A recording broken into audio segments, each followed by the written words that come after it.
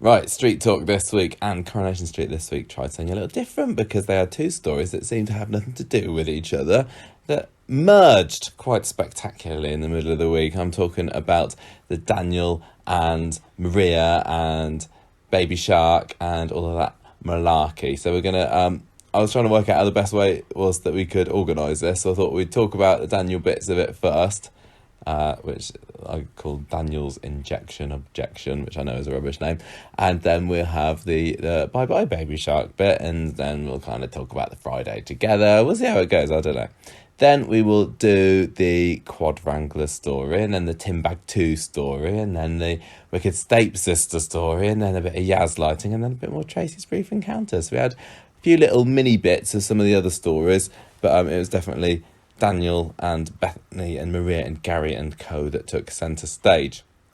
So, Gemma, do you want me to do the Daniel bits first? Mm-hmm. Gemma says yes. So, Monday, Daniel is panicking about Bertie because if you remember last week, it was suggested that Bertie's not looking very well, and yeah, he's got a lot worse over the weekend or overnight or whatever day it's supposed to be. Peter's there though, trying to reassure Daniel. Daniel's just like, he doesn't know what to do. He's already like obviously a very low point in his life, and this is just making things worse for him.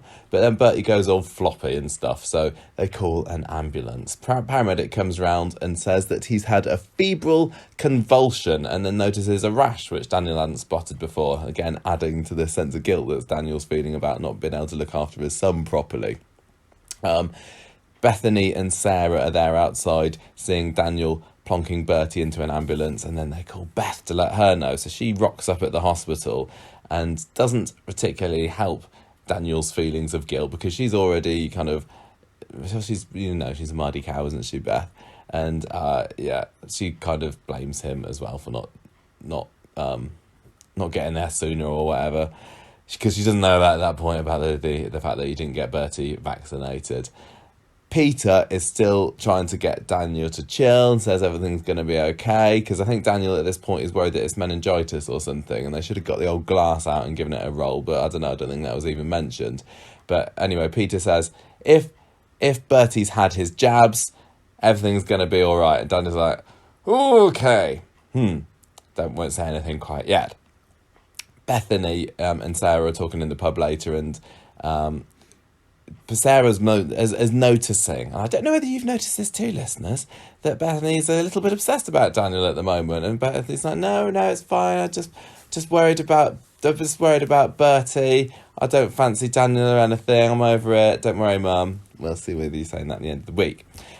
Back at the hospital, nurse comes out and says that Bertie's not got the meningitis. It's actually the measles, which is, I don't know, you don't hear about people having the measles much these days, do you? More and more each day. Do you? Well, of course you do. Since in real life or on Coronation Street? In real life. Do you? I suppose because of these other anti-vaxxers.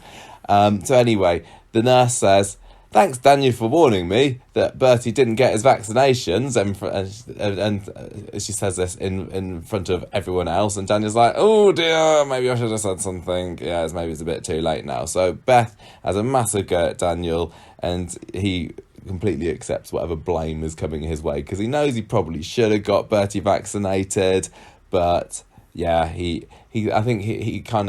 talks to Ken or somebody later about it and says that he was, when he got his first injections done and Bertie didn't enjoy it, which we saw with that scene in Dr. Gaddis a few months ago. He was like, I want to,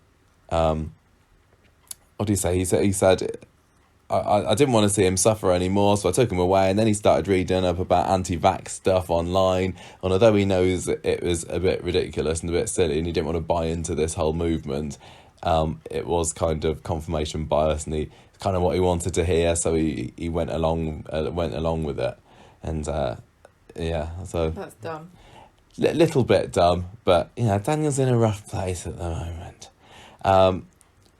Beth, meanwhile, having had a massive go at Daniel, then goes and lays into Bethany in the Rovers when Bethany lets it slip that she was at Daniel's for a bit last night. Yes, it wasn't over the weekend. So there was that. Back at the hospital. What did she have a go at her about? Oh, she's got to explain things a bit more. Well, you can join in and explain things if you want to. She was just saying, don't be such a slapper, leave him alone. Yeah, basically he was saying that. What were you doing over at Daniel's last night?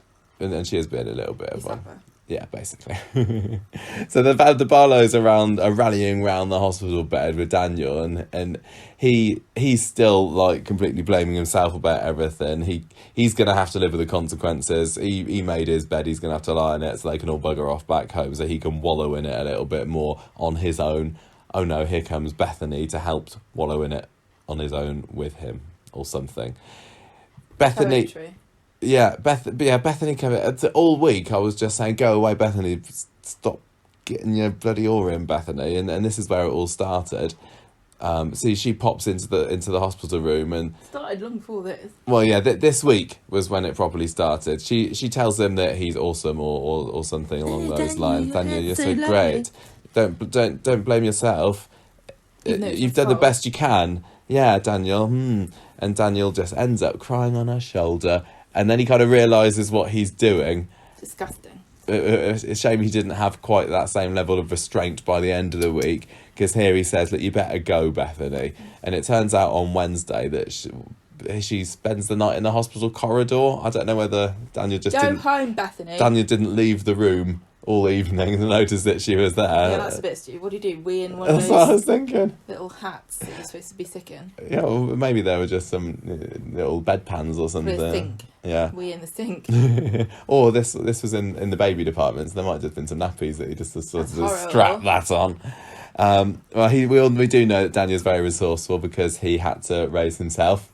So who knows? These sort of some questions just don't need to be Useless. answered or even asked. So anyway, We're here to ask the questions that don't need to be asked. the rest of the Barlow clan arrive, and they're all surprisingly nice to Bethany. Yeah, I would have been. For sticking around and not going away. But it was all guys, wasn't it? It was Adam. I thought Sarah might have been there. I don't remember. Peter. Sarah was the mum. Yeah. I thought it was Adam, Peter and Ken. Yeah, maybe. But I think they're all like, yeah, well, if my wife dies, first thing I'm doing is getting a new one, so welcome to the family, Bethany. Well, I suppose, Ken at least had the decency to leave it a good, 12 months before he started sniffing around Audrey after Deirdre died. He wasn't there Shameful. necking her by like the month later. Anyway, Daniel finds out that Bertie's going to be okay, but they want him to stay in the hospital one more night. So he goes back home to the street. Bethany's trailing along behind him. And he's What's like, that smell? Oh, it's Bethany. Oh, Bethany, I don't deserve a friend as good as you. Oh, never mind, Daniel. And then, I'm just happy to help. just for good measure, Beth comes up to the flat, and you know what she does? Does she sympathise with him? Does she like make him a nice cup of tea? Say, I'm sorry that I've been so vile to you these past few months, Daniel. No, she just carries on that same old track she has been and has a good old moan at him, saying, what are you doing letting Bethany sniff around you? Sinead's barely cold. And Daniel tells Beth to sod off as well. Sod off. Which is what we've all been saying as well. And then outside, she sees Bethany. She happens to bump into her and she tells her to go away. So, I mean, everyone's just being utterly vile to each other. No, she's there and tells... Who's she? Beth has a moan at Bethany in the street. So she goes and has a moan at Daniel, but he's kind of cuts her off mid-moan. So she's still kind of filled with poison and bile and rage. So she goes and takes out on Bethany for good measure in the street before the end of the episode. And I don't really want to go much further on that story. So if we kind of cross over onto the Maria side of things, then we can have a whole discussion bit of it afterwards. So Gemma, can you do the little synopsis for the Maria side and the crossover for this week? Yeah, well, Maria is feeling a bit ill, isn't she? She was under the weather last week. She's brewing a baby. She thinks it's taking it out of her a little bit. She gets off the sofa and she's like, oh, I feel a bit, so faint. So she goes, why don't you just go to Bristol without me, Gary? I mean, I'm not going to diss it, but I don't think I'm missing out on much not going. I don't want to Bristol is a lovely town. I've been there a few times. It is nice. Oh, that's why you went for your did you go for your brewery tour thing there or something? No, it was what was it? Oh, it was a spicery kit thing you went there. Spicery tour. I don't think I've I've ever. also went there before. Have I been to Bristol? I don't think so. Been to Bath. That's lovely. It's nearby. Yeah, anyway, she's like, you go visit with Nicola, don't worry about me. I don't want to ruin it by being ill. Then we see Sarah is with Ali, and she sees Gary going off in his van, and she's like, oh, they're separated, because she's all been needling the whole time about this. Trouble in paradise. So Ali's like, I wonder if Maria's alright, goes up to see what's happened. She says, leave me alone, I'm just sick, I want to be on my own. So he just leaves. And she keeps, this whole time she keeps going, no, I've got an appointment, but it's not for later. And Ali's there going, well, I'm long past my days of offering people appointments. Not going to make that mistake again. I did it once and I got made fun of for about a year on a podcast. On Wednesday, Maria's taken Liam to school just coughing everywhere, like a plague victim. Like she's trying to spread the coronavirus. Yeah, well, we've got it here in the UK now, 2 cases, up north apparently. Wait for this to be over because it's really bugging me out when I try to write #Coronation Street. I'm sure lots of people listening have had the same issue. It's about time we renamed it. Yeah, we just something a bit easier. The virus or Coronation Street? I suppose Corrie's been around slightly longer. Well, it's got precedence, hasn't it? Yeah. And I'm sure the Corona Beer Company would agree with us about this. But which one is more infectious, Jamal? Because the love of Coronation Street, or I'm quite attached to Coronation Street. I think it's got its hooks in me. I think it's terminal. I have to say. I do as well, definitely. I don't think anyone needs to worry about this coronavirus apart from it's messing up hashtags. Okay. #over it. Well, we'll just have to wait and see. We've got that. We've got Brexit going on at the moment, haven't we? Say it. Okay. Don't mention Brexit or Todd. Tell you what, actually though, having this virus has been a nice. It's a change, isn't it? Nice it's not from full on. Megxit and Brexit. Nice distraction, thinking about everyone in the world dying of a horrible illness. Cheers you right up sometimes, doesn't it? Well, I mean, compared to the wall-to-wall misery that there's been on Coronation Street this week. So don't worry about it. One day everyone will be dead. Yeah. Oh, that's all right then. Don't need to worry about anything. You'd have thought that, Maria might have mentioned the coronavirus because you might have thought that maybe she had it this week. Current affairs. Yeah. Ali sees she's deteriorating and takes her inside. And then they both go to the toilet. Sarah's there with Maria, and they go off and do lady things together. Which I don't know what kind of lady things they were up to. I've never done this because she came back out and went, she's bleeding. You don't need to say where from. Yeah, I accidentally jabbed her in the eye. With my what? I think she's bleeding out of her foof. Out of her, not the sunroof, no. the chassis, as Gemma keeps saying. Oh, gross. That Mustn't joke make light was of this. disgusting once. The second time it was just unnecessary. Just get that. Well, it was Gemma that said it, so what more can you expect? Yeah. At the hospital, so they basically rush her to hospital because she's pregnant and she's bleeding out of her chassis. That's not good. You'd have to be a mechanic to know that's a bad sign. Rushes to the hospital. She gets a ultrasound and basically the baby shark is floating upside down at the surface of the womb. You've got to be careful because this is a thing that happens. I know it is. Tragic. We try not to be flippant because this is not. But don't forget, everyone, we're not talking about a real person or a real baby. We'll try really. Okay. Sorry. Yeah, be careful. I know. And obviously miscarriages are terrible, but I'll tell you. Think about. Do you? Are you sure you want to say what you're going to say? Is it really gonna help or not? I will go. Right. I will. I'm just asking you to think about what you're going to say, and not necessarily say it. Okay. No, are you sure? I was just going to say that I didn't like Coronation Street very much this week. I thought this was like one of the worst Coronation Street weeks that we've had in a very long really time. Sad? No, it didn't. I found a lot of it not very interesting, and I didn't think that. Maria's pregnancy had been built up enough that as a viewer we were supposed to care about it enough. We know that Maria cares about it, but I think the storyline hasn't been very big, and it barely seems like she's been pregnant for that long, and we didn't. And then it was over, and Samia gave a great performance. Yes. But I'm starting to think that Coronation Street go for the miscarriage a bit too often. Well, you've said this and before. and I'm beginning to be desensitized to Coronation Street miscarriages, not real ones. I mean, unfortunately, they are quite common in real life as well. I know, totally. Yeah. And I think it's only recently that people have really cottoned on to how frequently they happen. yeah, they really do. They don't get talked about, and perhaps this is a reaction to that problem. But if it was a character and a relationship or whatever there is no such thing anymore. That I was more invested in, yeah, I know. Then I would feel a lot sadder about probably it. Feel that about Maria. So. Oh yeah, totally. There are. Okay. But I don't find Maria that exciting character. I think Samia did a fantastic job with it. Okay. I also think it's a fair point to say that this week was incredibly baby heavy, and it really is not something they were interested in. And I think the balance was completely wrong. It was, yeah. I mean, I've not. Yeah, it's obvious. I've said many times before that I'm not invested. I'm not interested in baby stories on Coronation Street. It had to. And this was like wall to wall. The Maria and the Daniel storyline had to kind of overlap with each other because of obvious reasons. So that it makes sense that those were both about babies. But we really shouldn't have had any quad stuff this week. Yeah. Because we have long breaks for stories, and this would have been the perfect time to just park that somewhere. Just for the next, 20 years or so. So anyway, poor old Maria's crying her heart out.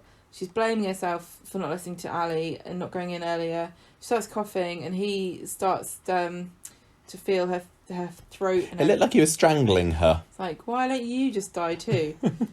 Checks inside her throat. They say it's Coplix. Coplix, yeah, I looked this up. They like to be mysterious and cool. Actually, it's an early indicator of measles. So the second doctor's like, yep, why don't you, really, Maria's crying and saying she should have gone in earlier. Bloody Ali could have checked her before now, and, well, anyway, it doesn't matter. He did go up to try and... Well, not on Monday, didn't he? Did, he went to her flat on Monday, didn't he? Yeah, but she said, I've got an appointment, leave me alone. He could have gone, well, I'll check you over. Yeah, I suppose after that thing happened with Emma in the appendix. Yeah, because he just went, you're fine. He didn't actually examine her. No. But for all we know, anyway, he wouldn't have. This sign wouldn't have been there because it's early indication, and they say this probably caused your miscarriage, but later on, I think we find out that it wouldn't have made any difference when she found out she had this. It was basically the end as soon as she contracted measles for her child. Maria still hasn't told Gary about this. She can't get through to him, and she just doesn't know how to tell him over the phone. She wants to tell him in person. Then she starts talking about a miscarriage she had 13 years ago and how it's bringing it all back, and to remind everybody that she was pregnant with Liam Connor's baby before she had Liam Connor Jr. And she lost that baby. Yeah, I mean, there were some really great scenes from Samia. Was she talking about having to deliver this dead baby? It was like Michelle, wasn't it? Horrific. Yeah. Well, she was saying that this is why she didn't want to believe it was fine until she saw the scan. Yeah. This is and here's a fact for you fact fans. The gravestone for this baby Connor, Paul Connor, is it? I think they named it after Liam's brother. Is currently, the last time we looked, is stored on the Coronation Street set just down whatever, is it Maudsley Street now? I don't know. So if you go down Rosamond Street under the arch, there's the hardware shop in front of you. Yeah, and then turn left. Then there's a little collection of gravestones, isn't there? There's only like 2 or 3 there. There's not many there. No. But one of them is this baby Connor's one that they're keeping around for... Weird. I don't know why that's there. Yeah, 13 years later. So I don't know whether... I mean, it's not even like they needed it because they thought that she was going to have to visit it for this storyline. Because we saw it back in, May time, didn't we? Anyway, there's a little bit of trivia for you. Yeah. Gary's home earlier when Maria gets back and she breaks down and tells him what's happened. And he is very calm and supportive.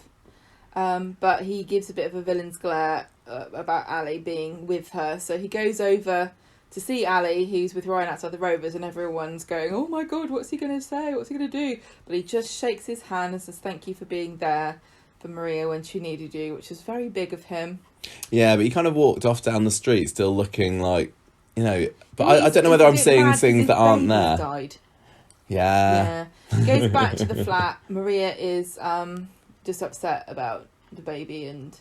Yeah, she just wishes that she it's one of these what if situations, isn't it? If only I'd gone in I know, it's sooner, if horrible. only this, that and the other, yeah. It's horrible.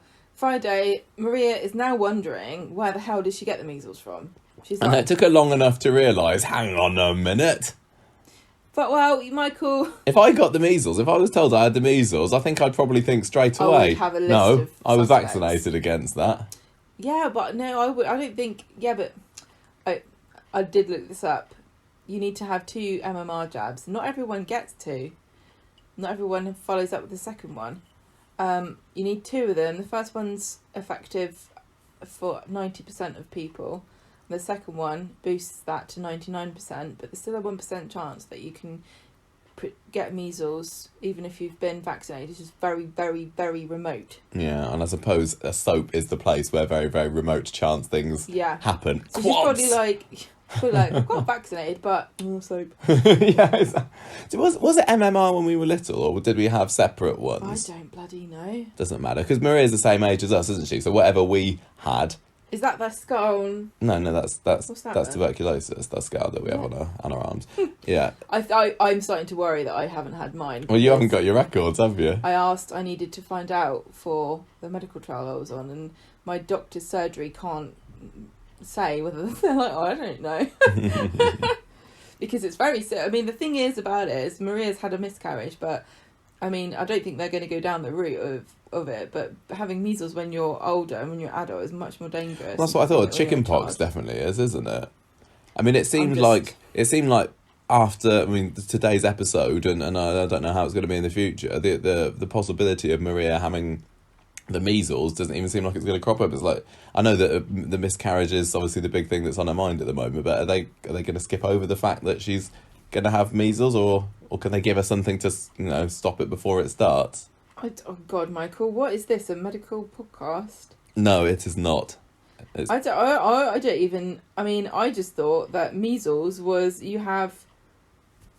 I really forgot that there was any symptoms other than just getting spots. Oh, yeah, I didn't know either. Maybe they just give her a bit of cowpole and she'll be fine. Well, apparently, so it says here, measles symptoms usually develop, this is from Wikipedia, 10 to 12 days after exposure to an infected person. Last 7 to 10 days, symptoms include fever, cough, runny nose, inflamed eyes, small white spots known as Koplik spots may form inside the mouth 2 or 3 days after the start of the symptoms.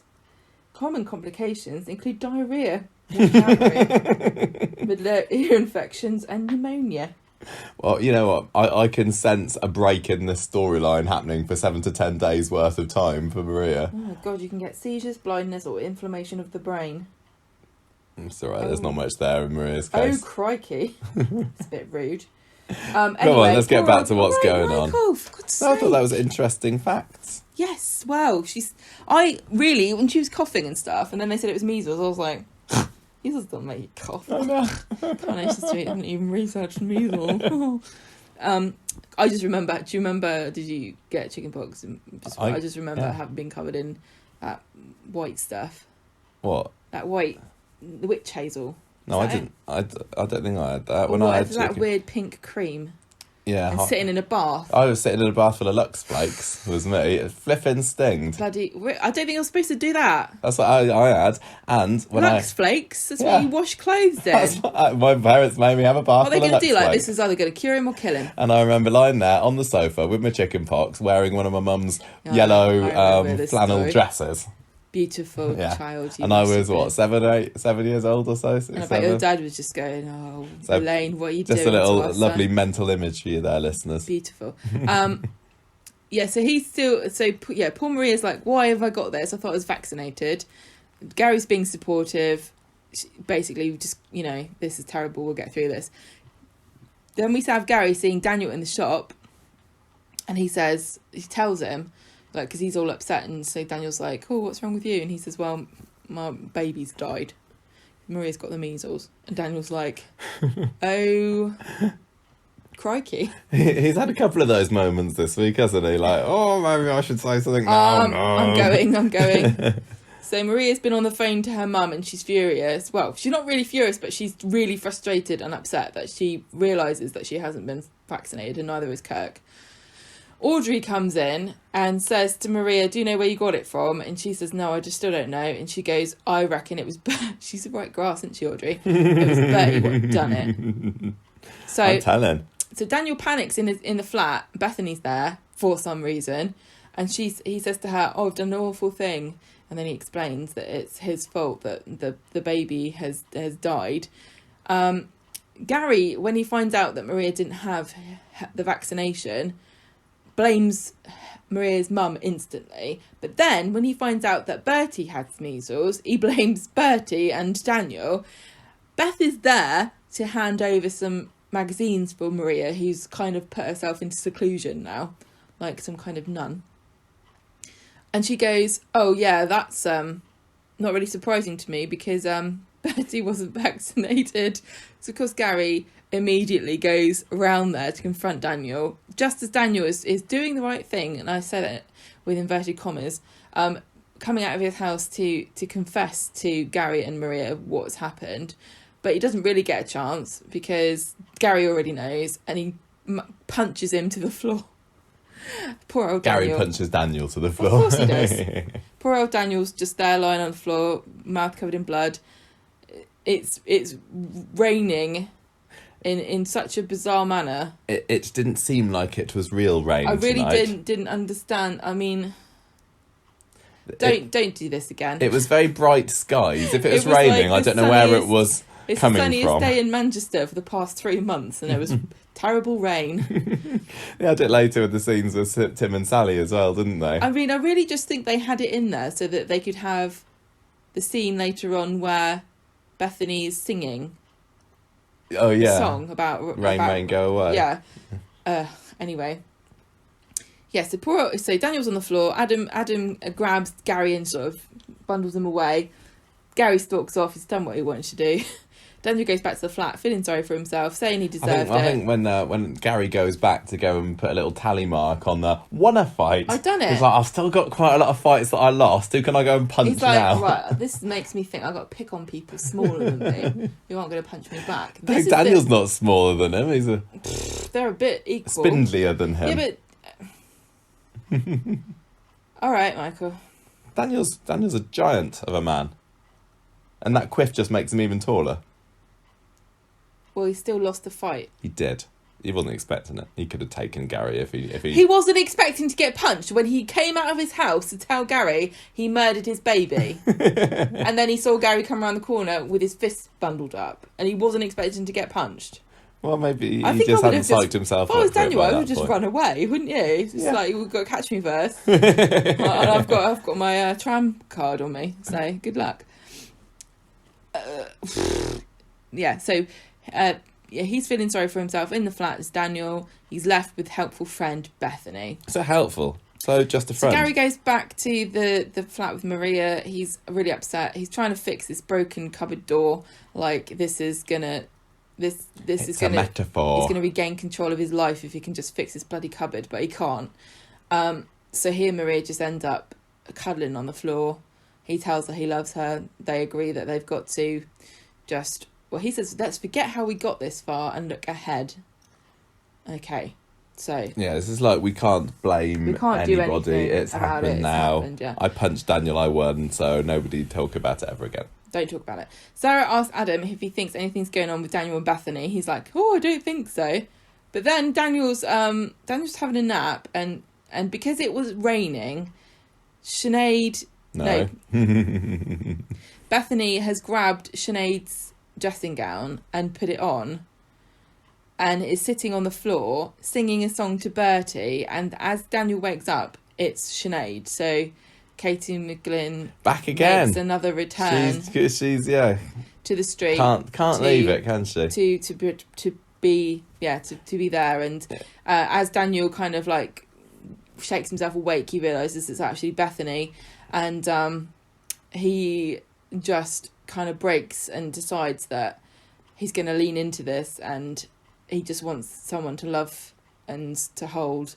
So he makes Bethany sit next to him, and he goes in for a kiss and then he says, I want you to stay here so that I can hold you and feel close to you. And then she's like, oh, I don't know. Okay, then. Didn't take her long. And sort of lolls all over She does hesitate for a moment, to she be goes, fair to it her. would be improper for me to do it immediately, but okay, Daniel.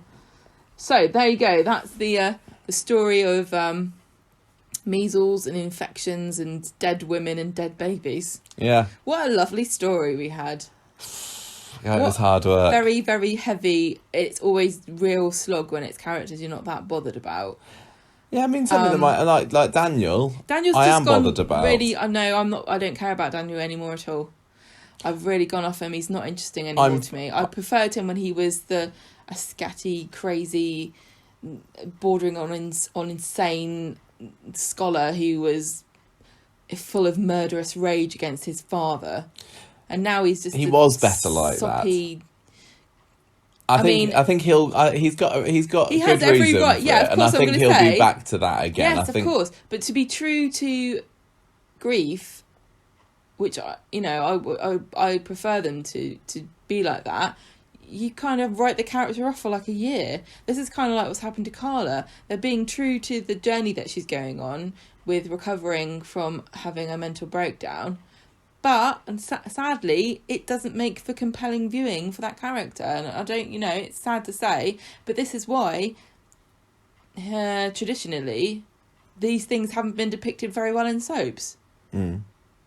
Well, because it doesn't... I mean, I just think it... You can really relate to him.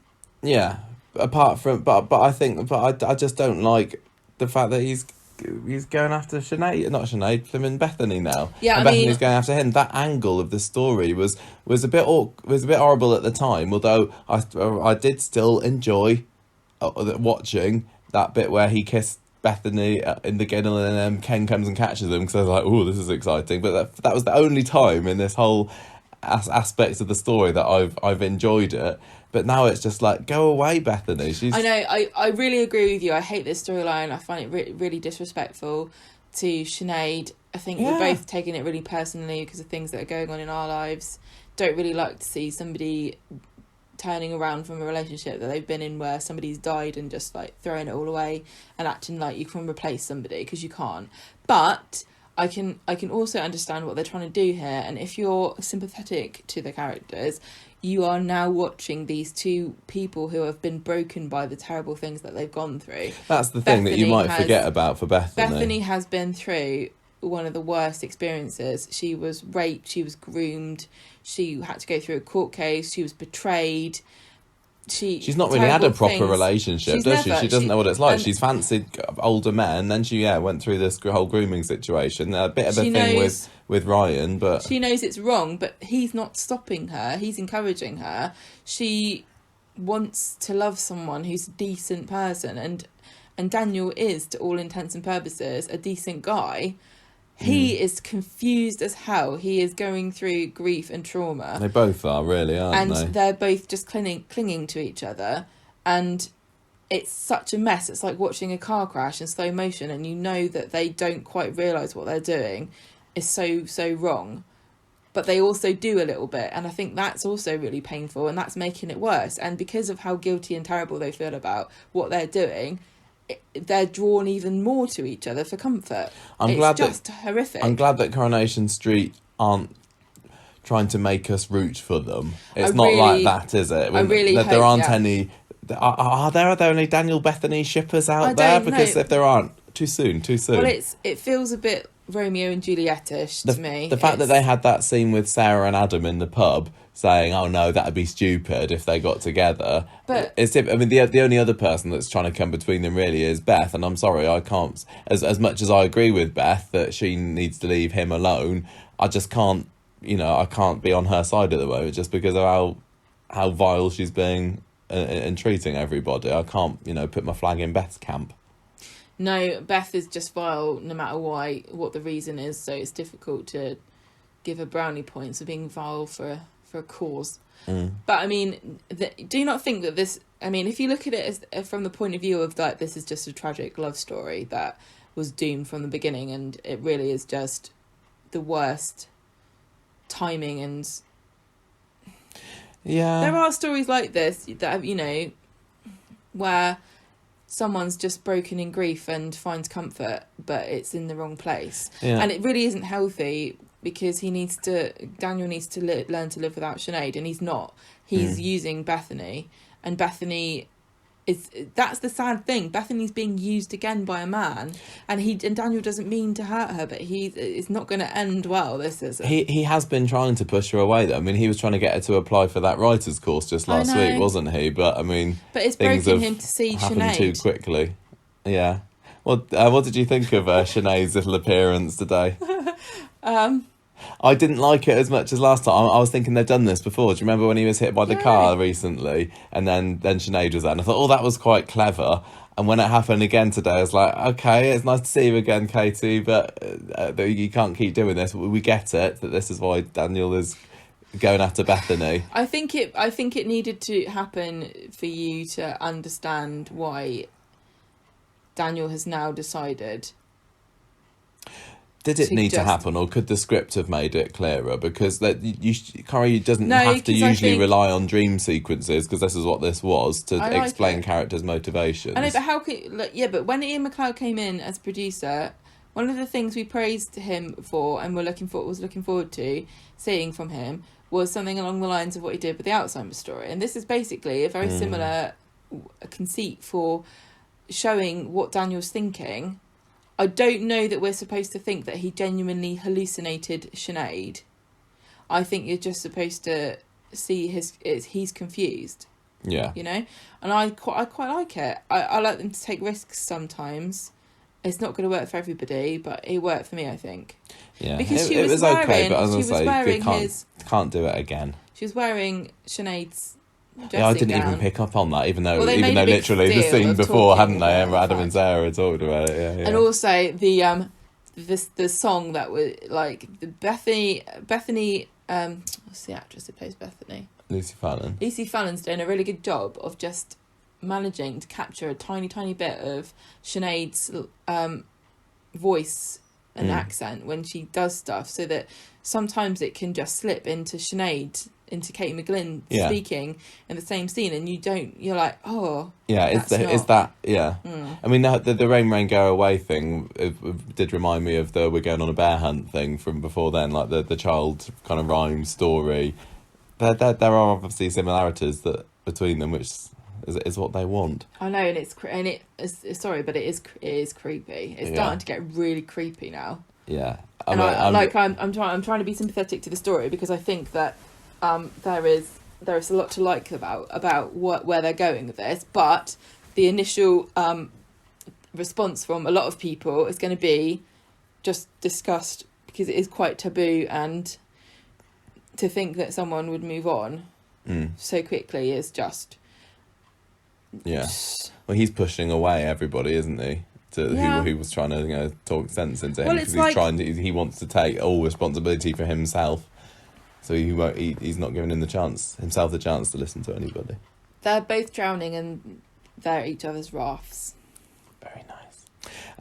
What did you think about the fact that the story crossed over with Maria? Because they really don't do that very much. And when I saw that they were doing that, I was like, oh, well done, Corrie. When they mentioned the measles, I was like, I see what they're doing here. And as much as it's made it a little bit difficult to talk about the two stories separately, I kind of would like almost for that sort of thing to happen a bit more often, so that it doesn't feel really quite so segmented. It raises it's really quite neat, because it raises so many questions, and it sparks so much discussion. There's so many things that you can touch upon that we haven't even begun to talk about, like what do you think about the fact that do you think it's Daniel's fault that Maria and Gary's babies died? Well, I'm thinking... Do you blame him? No, well, I don't know, because at the moment, they're making a big thing of saying, well, Bertie's the one that gave Maria measles, but could it be the other way around? That's stupid. Why? Measles don't just spontaneously appear in someone. There's a certain incubation period, and Bertie's clearly further along than Maria is. Yeah, but I think maybe you're right. I don't know, but I thought it could be leading to a twist whereby actually Maria picked it up from somewhere, gave it to Bertie, and then he developed symptoms quicker than she did. What the hell I'm kind not a of medical stupid man. twist is that? I know You don't need a stupid twist like, oh, it was Maria all along. Well, but it would mean that Daniel, that could be what gets Daniel out of this funk, because he's blaming himself at the moment for this baby dying, and if Maria had picked up the measles from somewhere else, this is terrible, then Daniel would realise that it wasn't actually his fault, and that could help to see him kind of move on and get out of this depression. Do you think it was Daniel's fault? Forget what you just said. We'll pretend you didn't say any of that. Oh, I thought I was being really clever then. That'll teach me. Yes, he should have given Bertie the vaccinations. That idea is, I can understand what you think you're doing, but really the story does not need a twist at the end of it. Okay. I think that he should have had given the vaccinations, but obviously not as a father, not as somebody whose wife has just died. It's impossible to put myself completely in Daniel's shoes, but he needs to be a bit more responsible about it, really. It makes me really angry, but I think every single one of us has had something that we should really have done and we haven't done it, and we luckily didn't suffer the consequences. Yeah. And this is Daniel suffering consequences far beyond the crime that he supposedly committed. But it really does teach everybody a lesson that I think lots of people need to learn, in that you can say that it only affects your own child if you decide not to have a vaccination, but it doesn't. It affects everybody else, especially the people that are the most vulnerable. But the trouble is, the people that need to learn this lesson will not take anything away from this. No, I know. I mean, you can't vaccinate against ignorance. If it makes me mad that this anti-vax movement is rising so much that Daniel could find everything that he wanted on the internet that confirmed what he wanted to believe. Yeah. And if there wasn't all that kind of literature online, he would have gone back to the medical centre the next day or something. Anti-science woo rubbish crap is just on the rise even more. Like this stupid Goop TV show that Netflix has commissioned, with Gwyneth Paltrow running around with all this witchcraft that she's trying to do, and smearing herbs on people's vaginas and saying it's scientific or whatever she's up to. That should come with a health warning at the beginning of it, the same as when you buy a packet of cigarettes, saying this is rubbish, don't listen to anything that's being said here. Yeah, and because it's dangerous to mess around with people's health. Well, it's like with Sinead when she wasn't taking her chemo straight away and she wanted her kale smoothies. Well, this really, I mean,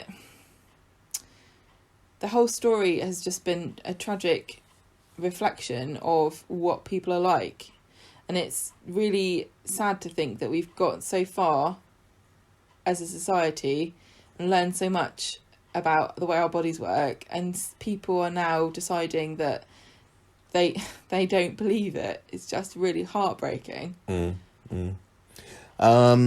else about this, Gary? You've kind of I still don't know whether I'm supposed to. I think we're supposed to feel sorry for him, but I still don't know whether I really do. I'm just waiting for his real reaction, because he seems to be bottling it in at the moment. I know he punched Daniel in the face. What is he going to do now? And I don't think Ali's off the hook as well, because he did seem pretty peeved to find out that his enemy, his love rival, was the one that was there when Maria needed him the most. I think this is going to kick Gary's villainy into higher gear now. He kind of tried to redeem himself, or tried to turn himself into a family man. Yeah, he's not doing his loan sharking anymore, is he? But now he hasn't got a family. He hasn't got a baby to protect. But do you think he is going to stick with Maria? I thought it was interesting how they had him tell her that he loved her, because I'm not really feeling it, and I was just kind of thought that he might have been. No, but I think this is keeping her around because she had his baby. Yeah, but I think this is proving to you that that's not the case. Yeah. So I think that this is really interesting, because, like you said, really almost Maria was kind of a front for his nefarious deeds, because she was kind of like making him look legitimate and taking away suspicion that he could be up to no good. But now, I don't know what he's going to do. He's going to go off the rails, isn't he? Hope so. Yeah, me too. Okay, right. Let's move on to the other baby storyline of the week, the quadranglers. And Gemma, I believe you have a lot of thought and opinion on this particular story because you expressed as much when we were in the car the other day. But you picked me up, and I spent the whole ride home just shouting and swearing about. Yeah, so we'll see how much of this we can recapture. I think, and then I went on Facebook last night onto the Facebook group, and I just ranted, and I kept adding new comments underneath my original comment in reply to nobody but myself, adding things on about how much I hated this. And everyone was saying, oh, I can't wait to hear what you're going to say about it. But now I feel like I've ranted myself out, and I just don't care anymore. Well, let's see if you can recapture some of it after I've reminded our listeners about what happens. So basically, Freshco on Monday, we find out, have decided that they are actually going to go back to using Chesney and Gemma on their quad campaign and not these models that they had originally said that they were going to replace them with. Also, Paul's had a stable door installed in the house because of this. It was kicked down.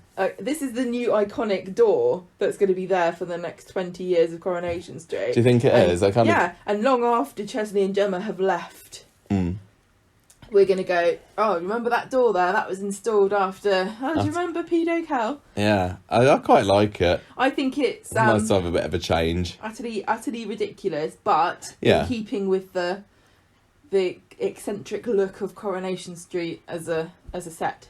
Yeah, absolutely. I'm just waiting for the scenes where they open the top door and fall over the bottom bit. Yeah, that kind of thing, or walk into the top bit and something. Yeah. Oh, the larks they'll have.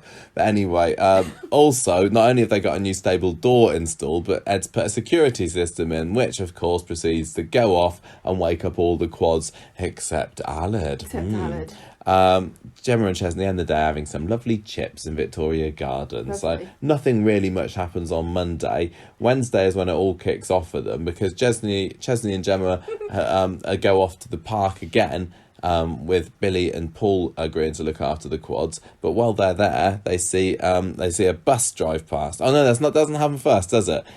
Gemma's getting worried about going to take Aled in to have his hearing tested, and also she talks about generally not feeling very sexy and my body's not my own. And this was a really touching scene where that funnels into something a bit later. Let's talk about it later then. So anyway, that's when not very much later. That's when they see a bus go past with the Freshco 4 advert on, and it turns out that Chesney and Gemma have been majorly photoshopped on it. Gemma is barely recognisable, is she? And Chesney, you can tell it's him, but he's been, well, as he puts it later, de-gingered. But they have been glammed right up and not glammed, you know. Yeah, well. They didn't look ugly or anything, but they didn't look like them. They looked odd. They looked odd and weird. The whole advert was weird, really. But anyway, they're not happy with this. And as they go... basically, to explain what it looks like, it's just a poster that says, introducing the Freshco 4. Yeah. And it's got a picture of Gemma and Chesney wearing the clothes that they were wearing when they were at the fancy hotel house place. So Chesney's dressed all in black. Big black turtleneck.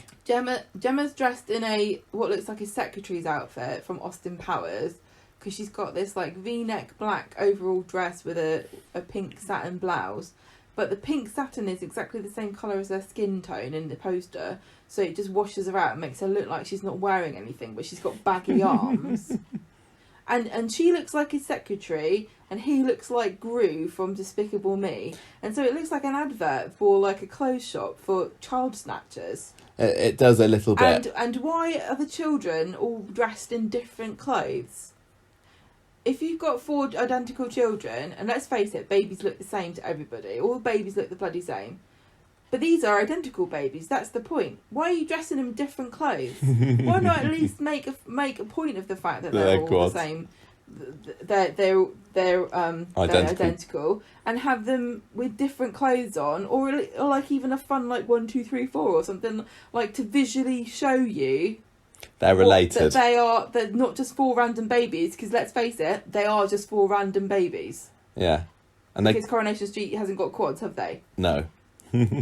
Anyway, so ridiculous. as they go home, they realise that actually the whole of the street is now covered in these adverts. There was the massive billboard that's up above. Where is it? Above Prima Donna, kind of around Yeah, it's there, around above Prima Donna. by the lawyer's It used office. to be They- a car insurance or car, something like that. weird like yeah, that. but that's now a massive billboard, and I don't know how they didn't notice this billboard as they were walking to the park. Just another part of how stupid this story is. And yeah, the buses are going past them. Some more billboards have been put up alongside the Rovers, which never existed before. But basically, it's like some nightmare where everywhere they look, there are these evil Photoshop versions of themselves. So they summon Tara from Freshco's, who comes round and says, "Oh no, don't worry about this. It's totally normal to have a photo touch up here and there. Everybody gets Photoshop these days. Don't worry about it. Just just think about your 60 grand and." Everything's going to be fine. But Gemma is not having any of this, and she storms over to Imran with Chesney in tow. But sadly, with the contract that they've signed. Yeah, and Imran's like, "What are you showing me? Yes, this is a watertight you contract. Shown me this before." Yeah, and if you contest it, then you're probably going to get sued. So, and Freshco got deep pockets. Remember, they can afford to to face you in court and take you to the cleaners. So Gemma storms out, Chesney scurries after her, and Imran rolls his eyes and swigs his tea, which is pretty much what everybody across the nation watching the storyline was doing, I'm sure. So Gemma then, at the end of the episode, sets about trying to vandalise the posters, basically, and doesn't get very far with it. But I'm just going to say what I started to say earlier about a really important point that I've heard a lot of women talking about after pregnancy, of feeling like your body has been hijacked and it's not yours anymore, and it's in service to, looking after another human being. And even when you're pregnant, there's a kind of like, I can't speak to this personally, obviously, but this sense of like depersonalization, or like your autonomy has been removed and you feel adrift and like nothing belongs to you anymore. Like the most basic of things, your own body feels not, you're divorced from it. And she was making this point, like she felt like she was a milk machine, and she was just a zombie, and all she wanted was to kind of, just think of herself as her again. And then she sees this advert that's a photoshopped version of herself, and she feels even more alienated from her own body. And she was pointing out, like, she takes pride in the fact that she produced these 4 children, and she brought them into the world, and she feels as though she's been robbed of like the credit for that, because this is not a reflection of who she actually is as a person. And it was a really good point, and it felt authentic, and it felt like a real woman's experience, and it felt like something true, and it was lost in this whole ridiculous palaver, and it was a chance for us to remember why we like Gemma, and to show how good of an actress Dolly Rose Campbell is. And it just kind of like just got, wazzed into the wall and forgotten about. Yeah, there were grains of something good, but it was truth. And I think that pregnancy gets taken so lightly by society as a whole, and it's a shame that this is just feels like another setup for a stupid comedy. Well, luckily, not a whole lot happens on Friday. I'm not very good at Friday. articulating it because it's not my own personal experience, but I've heard so many women talking about their experiences with birth and pregnancy, and about how much more difficult it was than they imagined, because I think that society wants to protect women from the truth sometimes. You don't want to put them off having babies. Well, and I think also a lot of women just put a brave face on any bad experiences they've had, or they feel like they can't talk about it because it makes them feel like they're not grateful for the babies that they have, that they obviously would go through it all again for. But when it comes as a bit of a shock sometimes, I think, to some people, from what I've seen, from what people have told me, just the experience of what it's like. Yeah. Well, not very much happens on Friday. Basically, Gemma wants a bit of time away. She goes to the Rovers. She sees Emma. Emma tells her she's great and not a munter at all when Gemma asks whether she is, because she's like, am I so ugly that I can't even star in my own advert? And Emma says, no, you're fab, everything's cool. So Gemma goes home and she has a snog on the sofa with Chesney. That's basically nothing really happened today, did it? There basically, were some Gemma unnecessary just, scenes. Returns to Chav type for a bit and drinks beer in the pub. Yeah. So Gemma, what did you think of this storyline? Oh, God. This advert was the stupidest thing I've ever seen in my life. It was that they put this advert up next to the burger advert, and this burger advert looked like it had more time and attention and logic put to it. It looked more genuine, didn't it? It looked like... Right. What are they selling? A burger. So let's have a nice juicy burger in the middle of the advert. What is Freshco advert selling? This is what I told you, Michael. Don't try to pretend these are your points. I thought it too. This advert, what is it for? For babies? What was the slogan that was on it? It just says at the bottom something like Freshco, freshness that's right up your street or something. How does that relate? I know that's their slogan, but how does that relate to a picture of 4 babies? We've said this all along. We don't know why. What do babies... How is perhaps there being 4 babies going to encourage people to go to Freshco's rather than the Co-op? It doesn't make sense. And if you don't know what Freshco's is and you look at this advert, you're not going to know what Freshco... You might think Freshco's is an odd name for a baby company. Yeah. Do they sell baby clothes, or what are they? Will they sell nappies? Is it a nappy company, or are they? Do they do detergent? Is it special baby washing powder? It also kind of just the way that they were done up to look, like I said this to you as well. Sleek and suave, and these the costume, are not what you wear when you have a baby. Why is a woman who's got 4 babies, newborn babies, wearing a satin pink blouse to hold them? Why don't they look remotely relatable in any way? Whoever dressed them, unless the point of this storyline is supposed to be that Freshco's is bad at marketing. Why have they done it like this? You don't sell yourself as a relatable family from the corner shop round, No, they're not. They don't come across as an everyman, do they? They don't look like normal people. They don't look approachable or relatable.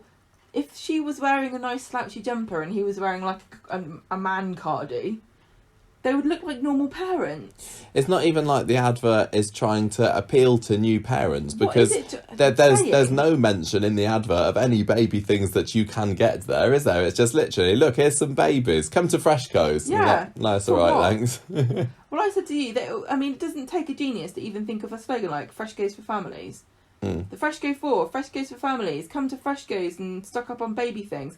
Here's Gemma and Chesney wearing normal people's clothes with their 4 identical babies dressed in identical clothes, and underneath, here's a bunch of bargains that you can pick up at Freshco's that make sense that you would... Yeah, because, Freshco's to me seems like it's... They've never really made it completely clear whether is this like the Weatherfield version of Tesco's or Sainsbury's, or like a massive nationwide chain store, or is it just something that's quite... the fact that they've got such deep pockets means it can't be just a Weatherfield thing, or is it something that's closer to Lidl and Aldi, and it's like the bargains. We mentioned earlier about the money, and Cosmo reminded me because I kept saying it was 50 grand, but Chesney negotiated them to 60 grand. Yeah. Where's this money? Why are they... I don't know when they're supposed to get it. Where's the money? They need the money. Why haven't they got it yet?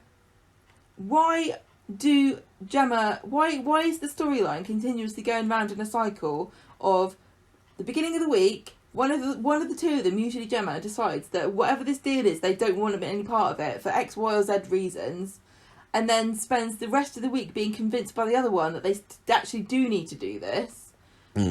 Why have we had this same circular storyline going around? I feel like it's been like 4 or 5 times we've had the same thing where one of them will say they don't want to do it anymore, and it's always for a different stupid reason, and we're still at that stage of them deciding that they don't want to do it. how entitled is Gemma to think that she can sign a contract to get 60 grand and then change her mind because she doesn't like how they're photoshopped? Or do you think that Why she were should they just lap it up? photoshopped in the first place? What? Do you think I that would Gemma just should? go, Would do you 60 think? grand is great. Thank you very much. It doesn't look like me. Who's going to know it was me anyway? Yeah.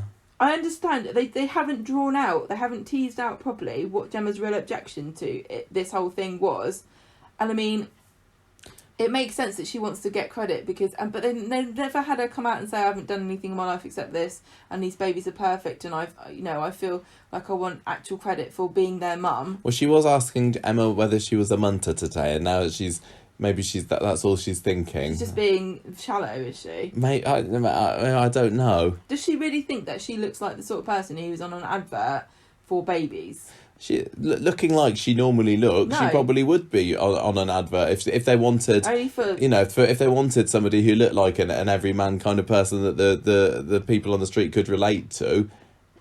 But the way that they dress them up, who are they trying to appeal to? The way that fills upper middle class.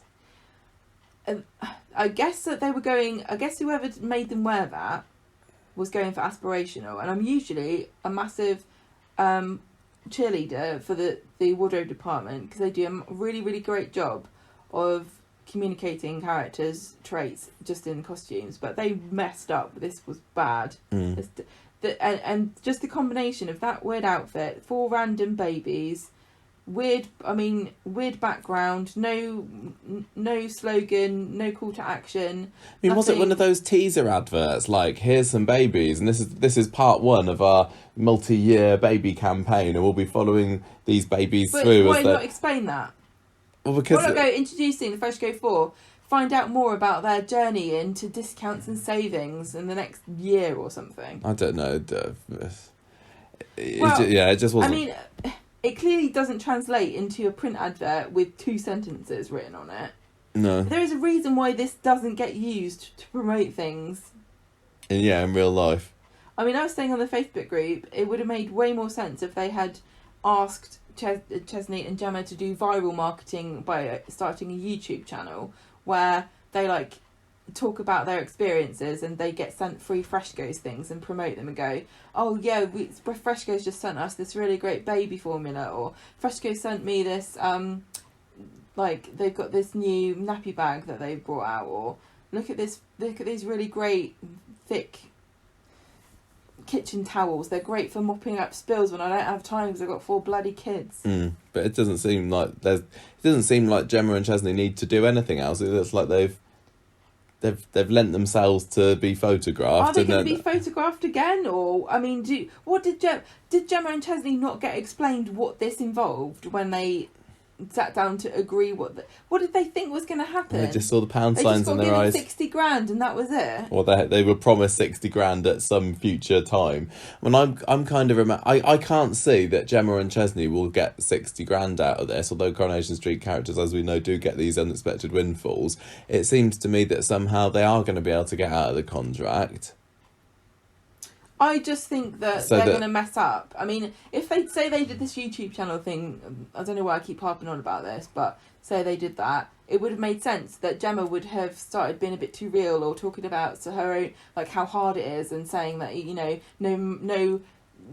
could give me 100 packets of free Fresh Go biscuits and it wouldn't make up for how hard this is. And then Fresh Go's would have said, look, you got to maintain our brand. You've got to stay in the guidelines and you've got to represent the brand and you're not doing it properly. And then she'd go, no, I'm not going to lie to people. But they've kind of got that idea here, but they've just not really articulated it very well. No. It just makes Gemma look like an idiot. It makes Fresh Go's look like they don't know what they're advertising. The whole thing is stopping the story from going anywhere because I assume I'm not the only person who's sitting at home going, this doesn't make any sense. I really can't get over how stupid this is. I don't know what you're trying to tell me, but I'm not buying any of it because the premise is so flawed and ridiculous. I know it's supposed to be a little comical side story that, you're supposed to remember in 5 years' time as a funny, quirky little, funny thing that happened. But it just is so badly implemented at every single step of the way. And all it needed was a bit more time and attention. If you're going to get your 2 main characters like Gemma and Chesney, they've been pushing them as the comic characters, as like the heart of the show since this quad storyline started. Yeah, for right? the past 12 months or more. We've had Gemma and Chesney rammed down our throats so much, and it's a shame because really Gemma should be in a position of being one of the most popular and well-loved characters. This has ruined her character, but for something that they've obviously singled her out as an important part of the show. For a character like that and a storyline like this is so important, to have put so little effort into making it genuine and believable is unforgivable. Well, I think that rather than thinking about the details and working it out, they're just throwing more and more tragedy on them, because having quads is silly enough, and I know it does happen, but, you know, everyone agreed when they announced that was going to happen. It's like, no, that's going too far. But not only are they having the characters having quads, they're also embroiled in this whole Kel paedophile story, and their house is getting set on fire, and maybe one of the babies is going to be deaf as well, and it's just throwing too much at them, but without actually being able to develop, you know, one side of the story particularly well. I'm really, really surprised actually that Gemma and Chesney haven't been majorly reduced the amount of screen time this year, because the amount of backlash that they got last year,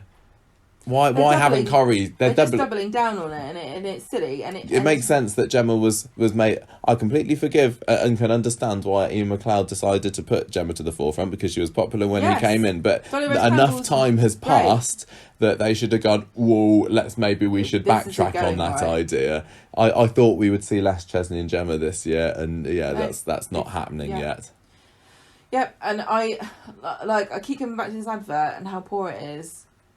If I don't know who's in charge of it, and I'm so sorry for the person, whoever is in charge of it, but you don't know how to make an advert, and it should not have ever gone on screen. And I know it sounds so nitpicky and like mean and horrible of me to keep going on and on about it, but this was supposed to be a comedy moment in a big storyline, and it just fell flat because of how badly they executed something that was relatively simple. I also it shouldn't be so sloppy, really. It shouldn't be this sloppy.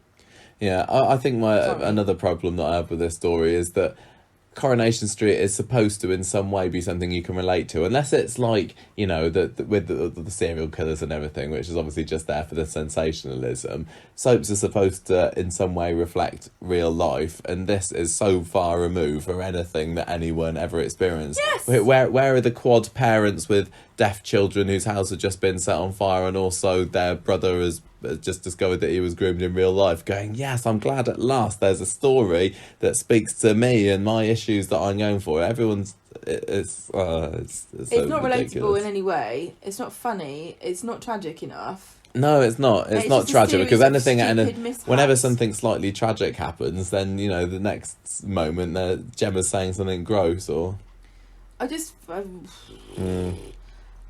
sick of it.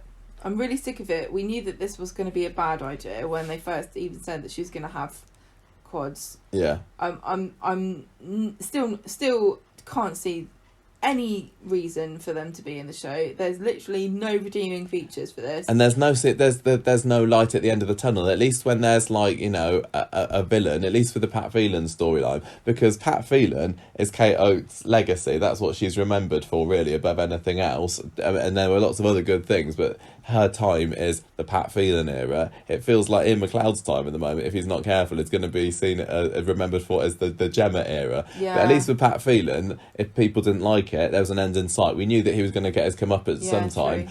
This story, there's no end in sight unless they move away, which neither of it's going to happen. Like, how far in advance has this been planned, or are they making up as they go along? Yeah, it just makes me feel trapped and hopeless. And get your basics right. Get your basics right. Understand what you're trying to say before you chuck it on the page. I just feel like it hasn't been thought out, and it's a shame, because we know Corrie can do it. Yeah. And Corrie's done. I mean, even just think about Sally's mayoral campaign, where she did her campaign video, when she was trying to get people to vote for her. Awesome. That that was hilarious. It was funny. It was believable, but it was comedic enough to be a joke, and it was a nice bit of a supplementary material that you could watch separately, but it fit into the story perfectly. This poster could have gone down in Corrie history like the Deirdre behind the bars poster or something, as something really funny that was cool and hilarious and memeable and collectible. It just was rubbish. Yeah. Absolute rubbish. And why on earth did Freshco spend all this money? They hired a massive Airbnb, gave them a load of biscuits, paid them 60 grand, bought them new outfits, got some models in, got a photographer in who clearly doesn't know how to use a camera. Then they went, we've run out of money. Does anyone have Photoshop? Someone went, yeah, I've got it on. My uncle's pirated it. I've got it in a CD somewhere. Do you know how to use it? No, I'll just look on YouTube. Okay, fine. Well, who's the guy who does the adverts? Oh, he's dead. Don't worry about it. I'll just slap something together in this Photoshop thing this guy's got. Cut out the characters, put them on a green background. I just need the slogan and the font that we brought Freshco's in. And that'll do. I just want to bash my head against the wall until my brain is mush, so I can drain it out of my ear hole and put it in a Petri dish and then send it off to write storylines for Coronation Street. And that's the meanest I'm going to ever be about this show. And this is like, I'm out of control with how angry I am about this. Well, let's move on to another story then, Gemma. You're up to do the synopsis for Tim Bag 2. So this made way more sense. Slightly, although I am kind of going off this story. I'm not feeling as good about this story as I was last week. But go on, let's remind us what happened in the Tim Bag 2 story this week. I got a good rant out there, didn't I? You did. I do apologise. That was very, very rude. You can have some more ranting later. We've got the Jonies in a little bit. I know, that's all about ranting. It's really hard to make a TV show and to make adverts. It's a skill. Not everyone's got it. I'm sorry. I'm sorry. Just thinking that if Alan Sugar had been judging Freshco's on their adverts, they would have said something along the same lines. They would have been fired. I'm afraid. Yeah. It's difficult job. I don't do it. I'm gonna just apologise for being rude, but I had to get it off my chest. Let's talk about Tim being a bigamist. Another so relatable storyline here. Well, it does make me kind of think, like, what do you expect from this show, really? I don't know what you think you're watching. You think you're watching The Crown or Chernobyl? No, I don't. So let's remember, Tim is married to Charlie, who is an air hostess, and she's moved in with him while Sally's gone off to stay with Gina. Into the Rovers, doesn't she? She kind of like takes over the house to begin with on Monday. She's having a bath using Sally's toiletries. And then she tells Tim that she's decided to move into the Rovers because she's got a job there as a barmaid, and so she might as well live there too. There was a lot of stealing of other people's wives' bathroom paraphernalia this week, wasn't there? Yeah, you better not touch my stuff. Then Sinead. She's being really nice to him, and he needs to tell her that he's married to Sally, but he can't quite bring himself to say it, especially not when she explains about the time she got her own back on an ex that she caught cheating, and it was quite an elaborate tale of woe that Tim does not want to get himself involved in. Tim meets Abby at the cafe. She's just come back from a hot date with the street's most sparkly again, eligible bachelor, Ray Crosby. He fills her in on what's going on. Abby goes to the Rovers and tries to warn Jenny off of Charlie, and tells her to keep an eye on her in case she's a thief or something. Yeah. Doesn't really work though. But Charlie's got her feet right under the table already. Sally loves her. I mean, Jenny loves her. They're both tittering to each other the whole time. I think that those two had really good chemistry, and I was a bit sad at the end of the week when it was like, so is Charlie not going to work at the Rovers then? Because I thought that those two behind the bar could have been a really good pair. Yeah, they were really funny. They were like egging each other on. Yeah, but it seems like it was over before it even started. Soon. Jenny brings up Sally to Tim while Charlie's there, and he pretends that that's his sister. Yeah, because I thought last week, and I was saying on the podcast that does Jenny know about this? Because it was kind of made semi-public knowledge in the pub last week, wasn't it? When Kevin and Steve and that lot were loudly speaking about it. So I thought, well, why is Jenny giving this woman a job if she knows that it's going to cause trouble for Sally and Tim? But yeah, Jenny's oblivious this week until Friday. So, yeah. So Sally thinks that Charlie is Tim's sister. Charlie thinks Sally is Tim's sister. Yeah, it's that, yeah. Yeah, I didn't say that because you didn't write that down. Sorry. Tim and Charlie talk in the pub about the divorce, and the whole week is just Charlie going, yeah, I'm sorting it out, don't worry about it. And Tim going, oh God, please, I can't push you too hard, but you really need to get on with it. He's trying to, and then he tries to sweeten her up a little bit. He's trying to get rid of her. He's being nice to her to get what he wants, but she is taking the wrong message from signals. this. She's starting to think that there's something between them.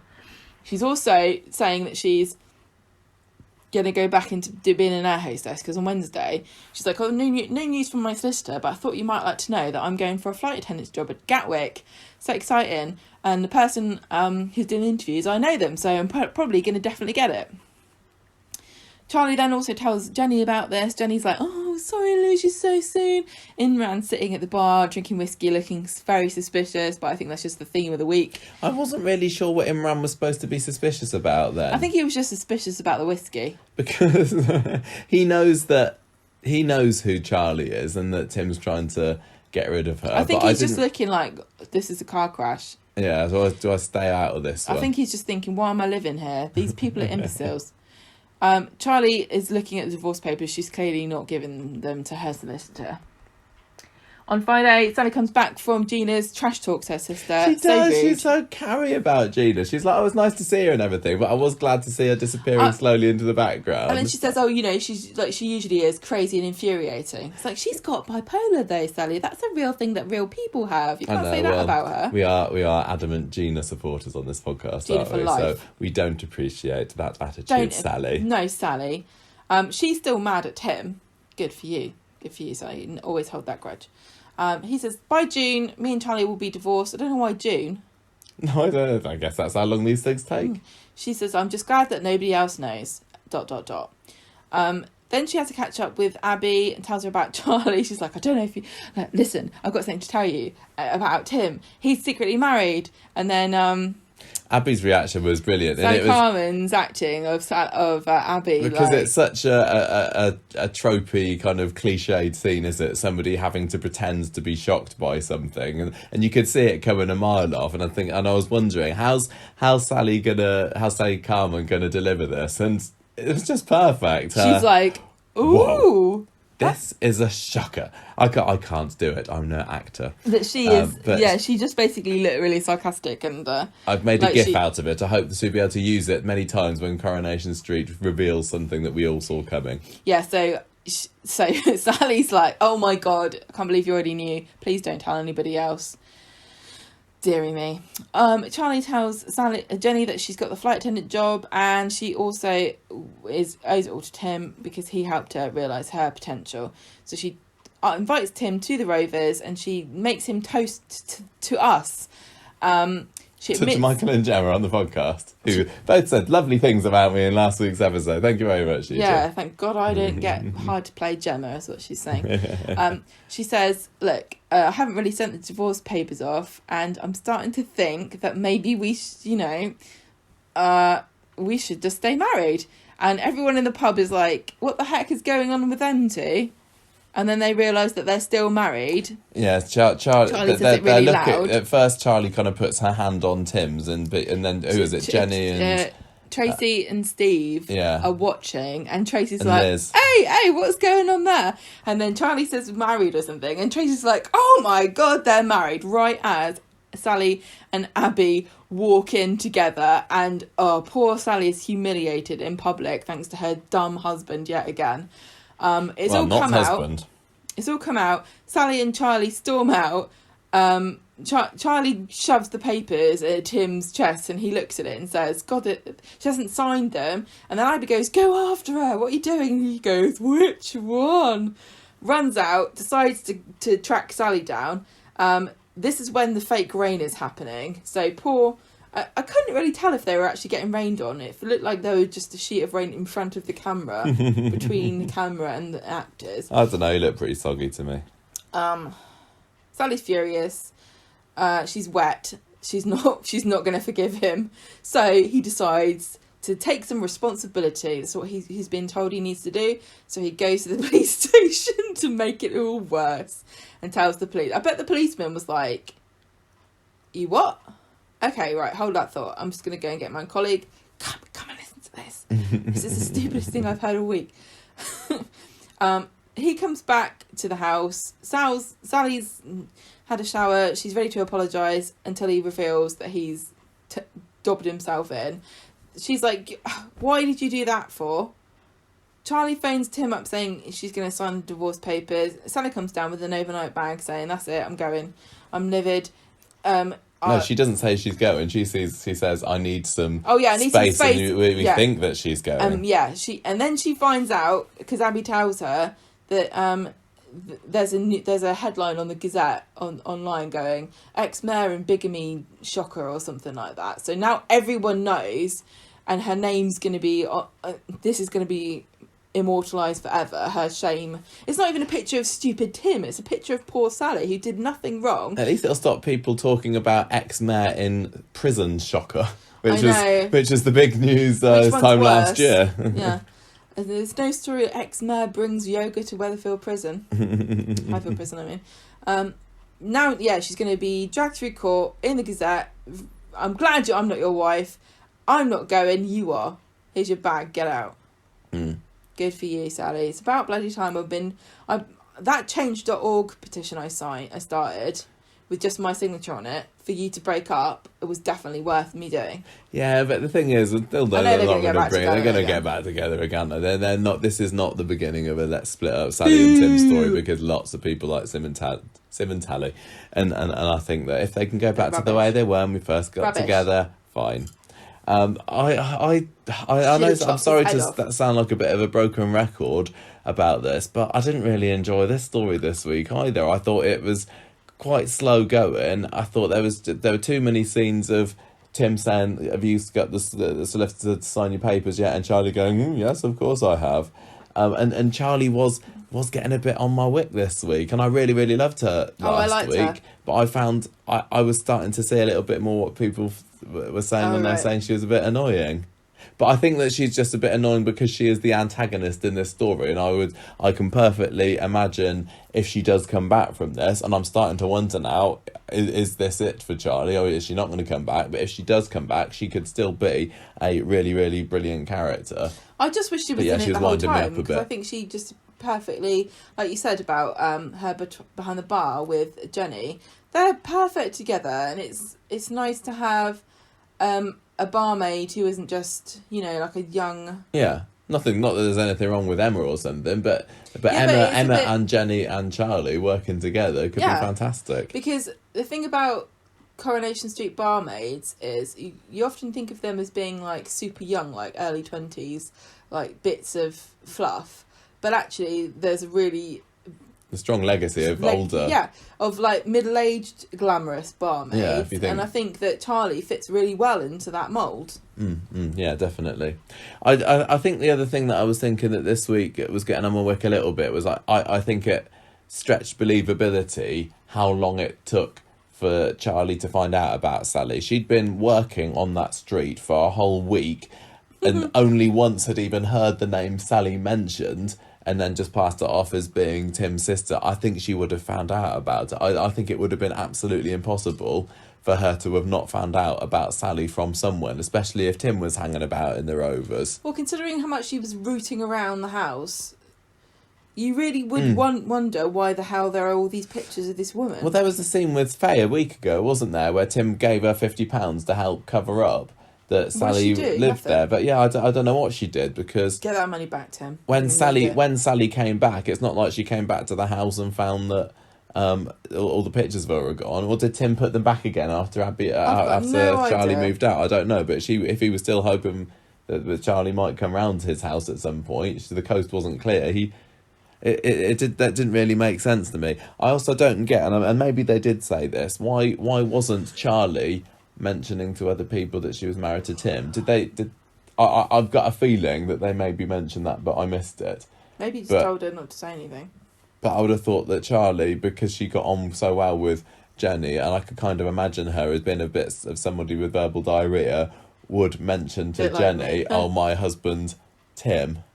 I can imagine her showing him off as well, because she seemed really proud of him. Yeah. And she was really into him and thought he was brilliant. And I can just imagine her not being able to stop herself from saying. Yeah, exactly. But none of that happened, which is why it was.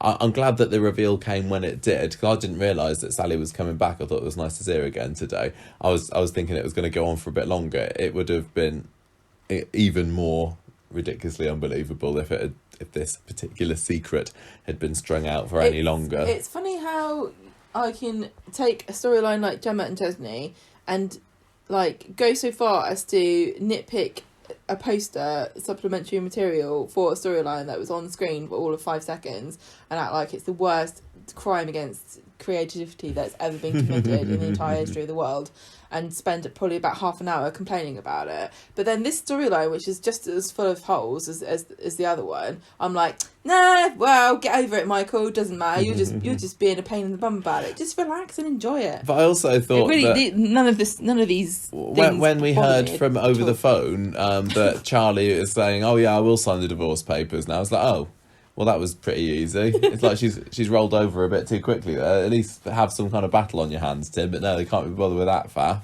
They're gonna get the divorce now. Well, do you do you think? I think it's because she realised what was at stake and she didn't before, and I think she knows that.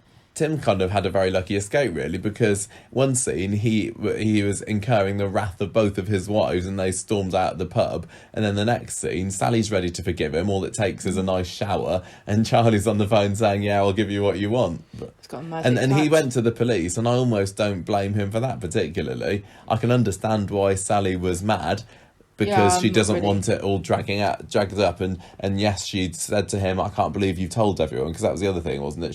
She slowly realised that Steve knew about it all along. Everybody, well, yeah, enough people knew about it, but I mean, I think she fair even play uses to Tim.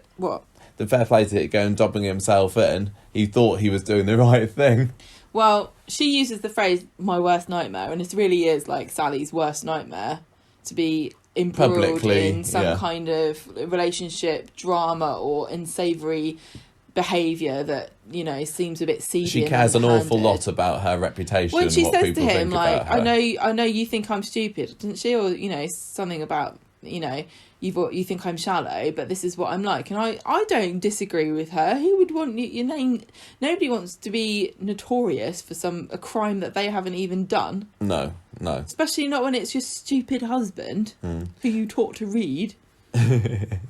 She shouldn't really be forgiving him, but I'm sure she will. Do you think what do you think about Charlie's future on the show? Because I honestly do not know whether Sian Reeves is staying or not. Are you expecting that this is the beginning of the end for her already? Because I just imagine she'll go away for a few months and then they'll bring her back again and then she'll stay. It seems like it could be that. I hope so, because I want to give her more of a second chance, because she made a really, really good first impression really of me. But fun. This week I was just like, She'll go away and she'll come back and then in a year's time we won't even remember that she was originally brought in as Tim's wife. I think you're right. You might the same way as Beth. Like she was brought in as one of Steve's exes, wasn't she? Yeah. And then everyone forgot about that. Then everyone loved Beth, and then they went her again. Massively wrong with her. But yeah, totally. She could come back and be a really, really fun character. She's so interesting to look at and watch, and she's really sparky and fun. Yeah. Vivacious. Yeah, it's just, again, she's caught up in a story which is completely unrelatable and a little bit silly, and one of these ones that you like, it's farcical. Just a little bit. But so much else has happened that I really can't be mad about this. I've only got so much to hand out, believe it or not. Before we go on to the next story, can I also say that this was the story that we saw, that there were new photographs up in the Rovers, aren't there? Yeah. If you know when you go in through the rover's door, then on the wall on the right, they've always had, well, for a long time now, they've had a little montage, little pin board of ex-rovers, regulars and like barmaids. People having fun in the rovers over the years. If you looked very carefully this week, you'll see that they've changed the photos, but they didn't make a big thing of it, which was odd. Why did it change it at all if you're not going to make a deal about it? Yeah, I mean, it could have been something that tied into the 10,000th episode, couldn't it? Like they could honouring the show's history. Jenny deciding, right, let's refresh this photos board, but instead we got to see a far off shot. We didn't even get. You can't tell from any of the shots this week, as far as I could work out, who's in them. So maybe it was a little bit previous that we mentioned that we noticed them, and it will be a part of the 10,000th. I don't know. I guess by this time next week we'll have a clearer idea about that. But yeah, it's nice that they've had a little refresh, but show them to the viewers, please. Well, when I put a tweet out earlier on this week, I was kind of hoping that it might prompt Coronation Street to say, "Oh yes, well spotted. Here's a photograph of them." But no, they're keeping them hidden from the viewers for a little bit longer. For being mean about Gemma's poster. Right, next storyline that I'm disappointed in. I know, I hate it's this. The wicked boring. stepsister, and the main reason I'm disappointed in this because last week on the podcast I was convinced that this was leading up to some massive dramatic climax. But actually it wasn't. And actually National Television Awards week, when they usually have something huge happen, I'm thinking, oh, maybe last week was it. And it was the pre-National Television Awards week. I don't know, but this... Let's subvert expectations by being crap. Yeah. So Monday, Ty reckons that they should... This was so stupid. This silly plan. Stupid. Tyrone thinks that they should ask the social services for Jade to have contact, and then this is his secret plan. He's so clever. Genius. When they turn him down and say no, of course Jade can't have contact with Hope because she tried to kidnap her. They'll be able to say, oh well, we tried, and Jade won't feel so bad. Won't blame them. Jade won't get mad at them. Yeah. So Fizz is like saying, well, that's a little bit risky, Tyrone. But he's able to persuade her to go along with it. Evelyn at least has got her head screwed on for a bit and thinks it's a terrible idea. Why are you doing this? So Christina comes round, Christina, whatever her name is, comes round, and she is the social worker is pretty surprised to hear this proposal, if I was but Christine, agrees with it. Or whatever her name is, I would say this kind of makes me reevaluate you as parents. Yeah, I know. I want to see the notes that she was taking. You sound insane. Yeah. I think I'm going to take them away from you now. Yeah. It's like, is this some kind of restorative justice Are you joking? thing? I don't know. I mean, anyway, she says severe lack of judgment. It's completely down to you. You're very welcome to have your daughters meet Jade again, but we do need to do a thorough risk assessment. Feel free to waste our time and money on this cockamamie stupid scheme. Ty and Fizz are trying to backpedal at this point, but they didn't try hard enough because they could have just said, oh no, we've changed our mind. Why don't they just... At many points in this storyline. They could just come clean to the social worker and go, Jade wants to see Hope. We don't want her to see her, but we are scared of her backlash. Can you please tell her that you have said that she can't... Would that really... Is that illegal? Or, I mean, the social worker could probably go round there and say to Jade, I've been in touch with Mrs. Stape, and she's told me that you are very keen to see Hope, but I'm here to tell you that I think that's a very bad idea and I would advise against it.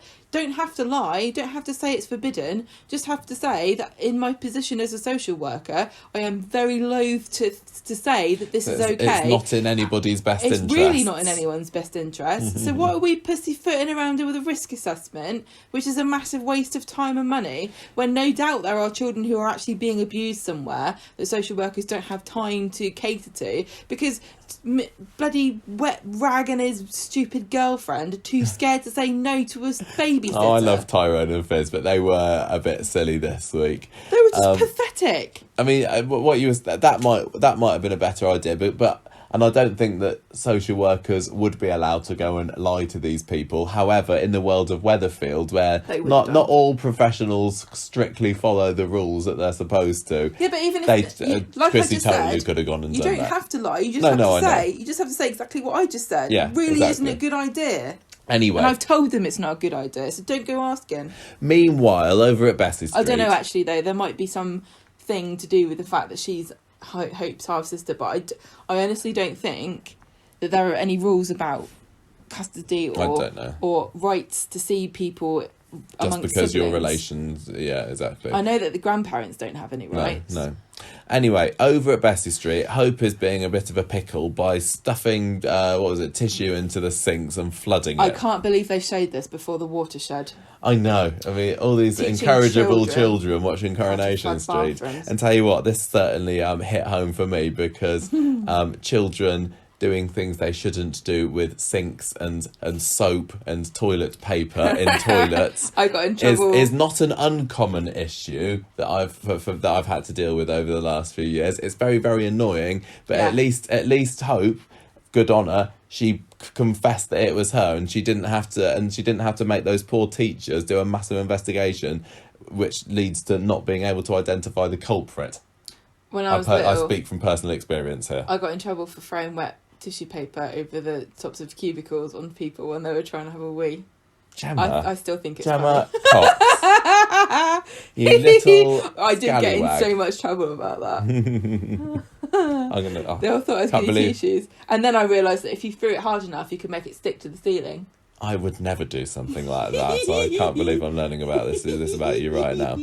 Anyway, Tyrone gets called into the school, and then we get to see Headmistress What's-Her-Face, who was in the story with It's me again. Evil What's-His-Face last year and Brighton. And she's back, and she's saying, look, I'm not going to expel Hope, because this is what Ty and Fizz are really worried about, but, your daughter is clearly being disruptive, and she needs a jolly good talking to back at home.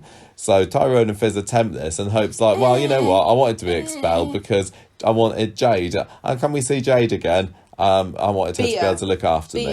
Tyrone and Fizz do not know what to do, and they decide, maybe the only way forward is to give Hope what she wants and let her see Jade. Let's just roll over and let's avoid having to discipline our naughty child by just giving in to her demands. So Fizz, towards the end of the episode, goes to meet Jade in Victoria Gardens, and she's like, look, I'm not going to let you see Hope until you've had your risk assessment, but I'm not saying no. And then we have this scene where we're maybe supposed to be feeling sorry for Jade, where she confesses or admits. They're trying to plug all the little plot holes that the story may have had, and I've kind of looked over because I've actually quite enjoyed it up to now. But basically, she's saying she's spoken to her mum about John, and yes. He didn't send all those cards. It was actually her. My whole life was a lie. And I just want to feel a connection to my family and see Hope. And I think I was supposed to be feeling sorry for her, but I still don't really know. Anyway, Fizz makes it clear, look, you're going to have to work very, very hard to convince me and Tyrone that you've changed. Wednesday, Christine comes over again to chat with Hope and Ruby, and they're dressed up as animals because for some reason the Corrie writer on Wednesday decided, let's have it be Environment Day at school and get, Liam to dress up as a penguin. And who was it? Ruby was a tiger and Hope was a crocodile. Somebody wanted to be an octopus. I can't remember. I don't know. How old's Liam supposed to be? Because he looked a little bit too old to be dressing up like a penguin. But of all the things to moan about, I don't know. This was just one of many. Anyway, Christine has a chat with Ruby. Well, she tries to, but Ruby's just roaring and Hope, and whatever the girls said to her have said to her seems to have done the trick, because Christy's like, fine. Now I'm going to go and speak with Jade. I'm going to assess her threat level, and if it's okay, level midnight. If everything's okay, I'm going to be back in touch with you around about the time this story comes into rotation again. So maybe 2 weeks, maybe a month, but we're going to give you a couple of weeks off maybe, and then we'll be back into it again. So Tyrone, at the end of the day, makes some beans for tea. Fizz goes all soppy, says, oh, Tyrone, I love you. And then Ruby runs in and she loves them too. Can I have a hug too? And a bit of a sad final moment there where Fizz kind of looks forlornly to the door in the hope that Hope would also run in and join the group hug. But alas, no, she doesn't. Hope is probably upstairs plotting her evil escape plan to go and see Jade at that very moment.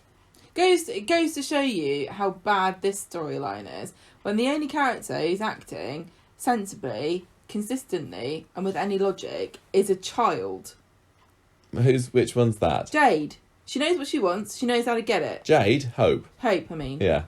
She just keeps asking. She keeps saying, I want to see Jade. I want to see Jade. I don't know how to get to Jade to see her because I'm a stupid kid, so I'm just going to flood the bathroom. Does that work? No? Well, whatever. But everyone else is acting like they've had a lobotomy. Do you think that Jade can be trusted? No. Was that scene in Victoria... Yeah, so that scene in Victoria Gardens wasn't enough to convince you that she's actually not a wrong Don't ever one? trust or believe somebody who only says they're sorry and admits they're wrong after they've been caught and can't carry on their stupid plan anymore. I really, really wanted this week for them to have just said, right, let's just take the girls to see Jade. Let's not go through the social services because they'll just tell us no. And then Jade would have snatched Hope away. And then finally, Tyrone and Fizz and maybe even Hope would realise that it's never going to work. Jade gets arrested, sent to prison, and that's the end of the story. I have enjoyed this story, but I'm ready for it to end now. And I kind of feel a bit annoyed that they are stringing it out for a little bit longer. Yeah, they totally did. It doesn't need to go on any further than this. But any comments or anything on this? Ranting about Can't keep ranting. So Gemma, Yasmin. Oh, this was infuriating. It was good. It was very good. It was only on Friday, so the Yasmin and Jeff coercion storyline. Friday, Alia explains what's happened. Oh yeah, we get to find out. She is a silent partner. She just says, basically, that's all we needed to know. So now we know. Great. She comes in to ask Yasmin if she can have a coffee and catch up with her. They do. Yasmin tells Alia, I'm fine. My drinking's all under control. Jeff is glaring at her and gets mad and makes nasty comments about the fact that they're slacking off while he's slaving away. Then he suggests that he does magic while you masticate, in speed dial, which is really not a good idea. She says she's not really happy about it because she's got to do all the work while he just fannies around doing magic. He then has a go at her and says, well, you're not even doing any work anyway. You spent the whole time lounging about drinking coffee with your grandkid. Also, I can see the fact that Alia brought up your drinking has knocked you off kilter, blah, blah, blah. Yasmin talks to Peter and says, I'm not sure I can cope. Maybe I should go to an AA meeting. Jeff jumps in and says that's not a good idea, but he agrees to let her go because he doesn't want anybody else to listen. He doesn't want her to tell her story to anybody. And then they go, no, you're not an alcoholic, love. Well, and also it might come out about what Jeff's doing. Yeah. There's no way he wants her to have any kind of counselling, even if it's for something that she isn't relating to him, because it will come out, I think. And also, he wants to be the one utterly in control of her. Odd that we didn't have the AA meeting scene. Well, no, because why? Why would you see it? Well, I don't know. I just thought it would have added a bit of variety to it. No, because you don't know who the characters are. Well, we don't need to, as long as Peter's there, as long as Yasmin's there, and Peter's AA mentor, whatever his name is, has been a recurring character. They could have. No, I don't know. Why? Fine. Boring. Pointless. No I would have liked to have seen Yasmin's reaction to hearing all these other people's stories. You literally don't need to, because she came and told you everything you needed to know. Okay. The AA meeting was not the point of this story, was it? No. Michael meets Grace in the pub. No, in Speed Dial. Oh, yeah, Speed Dial. I've written the pub. It turns out that it's Tiana's birthday and she didn't even have a party because Grace doesn't have any money. And so Michael then asks Jeff to perform at a party that he wants to have next week at the bistro, I think. Yasmin says, well, you can't do that because you've forgotten how to do magic, basically. You're out of practice. And he glares at her really furiously when she says this because he's embarrassed. Yeah, she's and he doesn't like the idea. Yeah, exactly. Back at home, this is when Jeff gets his revenge for Yasmin going off without him, going to this AA meeting when he told her not to, slacking off with Alia, for belittling him in front of people and undermining his magician skills, which is probably the worst crime of all. Yeah, she tells him, don't make fun of a man's magic wand. No, especially not if it starts drooping. No. I'm glad I went to this AA meeting. It put all my issues into perspective. I don't really have a drinking problem. I'm hearing all these stories about people, you know, and the lengths they go to and the devastation that it's causing their lives. And actually, you know, not so bad.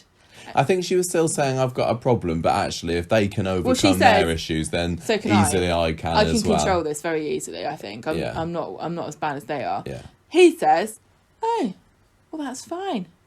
Well, that's good to know, Yasmin. Well, in that case, we should celebrate. Let's crack open a bottle of wine. Let's drink. If it's not such a big deal, then perhaps you should just drink now. Why don't you?